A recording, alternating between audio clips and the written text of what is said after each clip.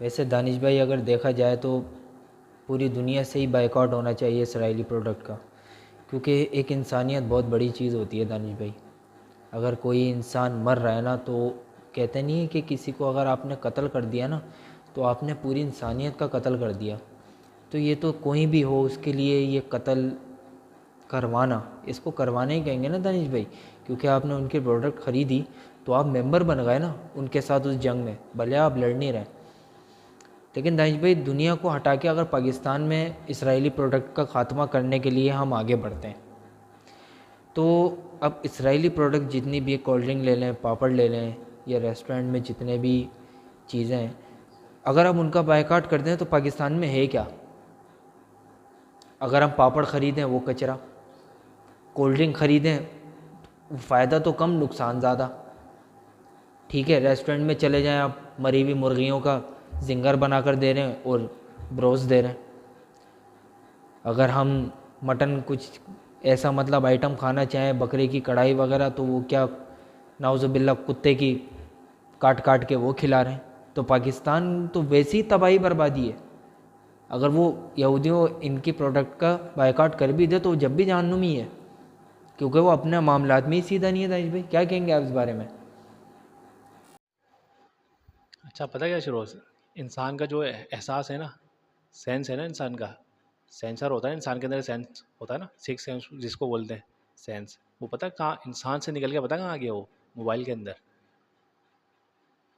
सही बता रहा हूँ, ये इंसान के यहाँ से निकल के ना मोबाइल के अंदर आ गया। सेंस लगा होता ना, सेंस कर रहा है, बैठा हुआ चला रहा है, वहाँ पे एहसास लोगों के अंदर ख़त्म हो चुका है, मर चुका है एहसास लोगों के अंदर से ना। सही। अब मैं एक बात मिसाल दे रहा हूँ, आपने सही सवाल किया। अब मैं तुमसे सवाल करता हूँ, किसी का किसी के वालिद हॉस्पिटल में एडमिट है, इंतकाल होने वाला है 3-4 दिन बाद, उनके सामने बैठ के कोई जिंगर खाएगा, कोल्ड ड्रिंक्स पिएगा? क्यों? इस तरह की चीज़ लेस खाएगा वो उनके सामने बैठ के? कैसा हो ना, किसी का वालिद लेटा हुआ आईसीयू में हो और कोई स्टिंग पी रहा हो, पेप्सी पी रहा हो उनके सामने साथ खड़े हो गए, क्यों नहीं पिएगा भाई? मेरे वालिद साहब हैं, मेरे वालिद साहब बहुत ज़्यादा बीमार हैं, सही है, मैं लेस नहीं खाऊंगा, मैं बायकॉट करूंगा अभी।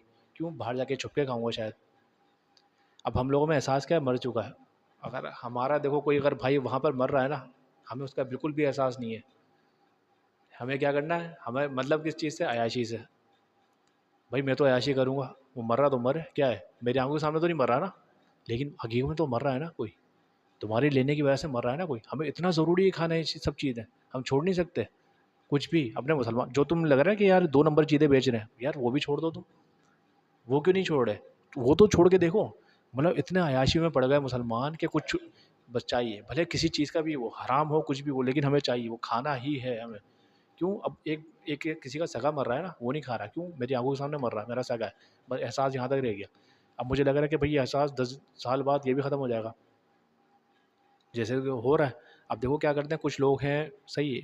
अब देखो रिसेंटली एक वाक़या हुआ, किसी के वालिद का इंतकाल हो गया पाकिस्तान में, सही। सारी औलाद उनकी, 4 बेटे थे उनके, चारों बाहर थे मुल्क में ना, अमेरिका में, इस तरह बरतानिया में, सही, चारों बेटे बाहर थे।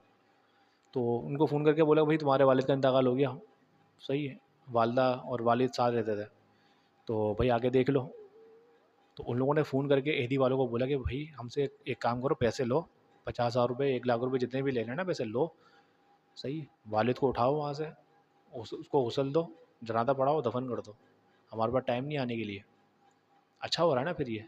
ऐसे ही होना चाहिए ना फिर। देखो उन लोगों ने साबित कर दिया ना, मतलब पैसों के लिए उन्होंने साबित, वही काम हम कर रहे हैं। जब तुम्हें मर रहा कोई, तुम्हारा भाई, तुम्हारी बहन, तुम्हारी बच्चे, वहाँ पर कोई शहीद हो रहे हैं, काटे जा रहे हैं, फिर भी तुम अयाशी नहीं छोड़ सकते, फिर सही है, तुम इंतज़ार करो अपने मरने का। फिर तुम किस चीज़ की शिकायत कर रहे हो कि हम पे अदाब आएगा एक दिन? तो वही लोग तो हैं ये, जो बाइकआउट नहीं करना चाहते हैं, तो उन पे अदाब आएगा कल।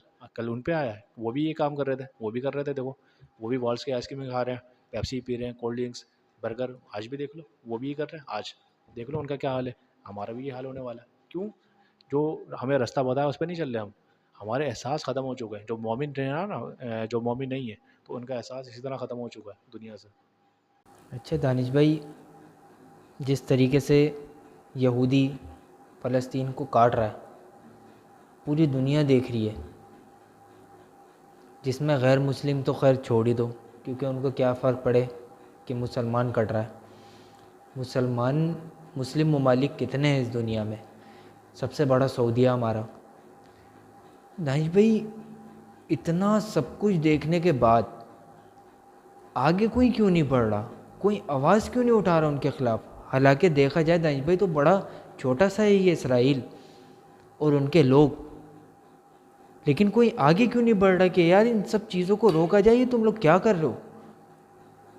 पाकिस्तानी मतलब मुसलमान के जितने भी मुल्क हैं, मुस्लिम ममालिक, वो खामोश हैं। हत्ता कि मैं सोशल मीडिया पर देख रहा होता हूँ कि रैलियाँ निकल रही हैं बाहर ममालिकों में जो गैर मुस्लिम है, कि इंसानियत के खातिर कि ये गलत कर रहा है इसराइल, वो लोग निकल रहे हैं। लेकिन मुसलमान ममालिक जितने भी हैं वो बैठे हुए हैं हाथ के ऊपर हाथ रख के, उनको कोई फ़र्क नहीं पड़ रहा। इसकी वजह क्या है दानिश भाई? आदी हो जाते हैं एक चीज़ के ना, एक चीज़ बार बार देख देख के ना हमें आदत पड़ जाती है। अब हमें क्या हुआ, एक चीज़ बार बार देखे ना यार, हम लोगों को आदत पड़ गई, सही है यार, वो उसको पता है क्या, उन्होंने कंप्रोमाइज़ कर लिया हम लोगों ने। सही है।